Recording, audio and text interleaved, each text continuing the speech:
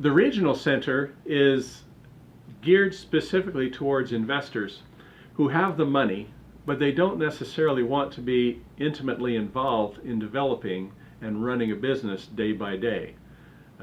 They have the capital available. They want to give it to somebody who has a business project, who has the infrastructure and the administrative structure already set up to develop this project and create the necessary amount of jobs.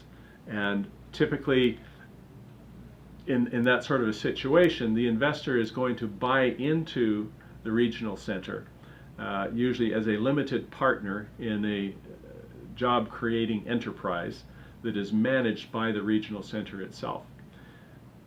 There is a requirement that the investor be actively participating in the program, but in reality that requires a fairly minimal amount of participation, which is often the case in a limited partnership, where limited partnerships are really supplying the capital. The general partner is the one that's really running the show.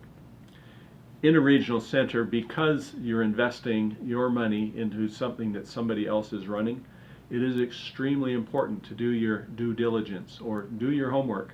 Look into that investment.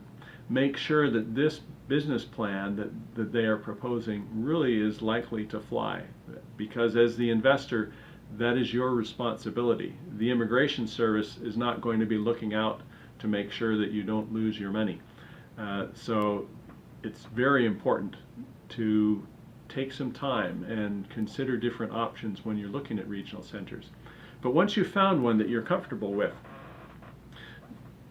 they typically do all the work. You provide the money, you sign the documents, and then the regional center invests that money in a particular job creation project. And job creation projects can range all across the board, from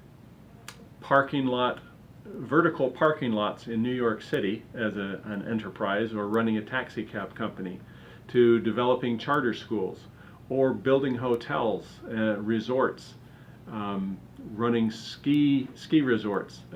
The sky's the limit. As long as it is a commercial enterprise, it's going to stick around long enough to create 10 jobs for U.S. workers over a period of 2 years.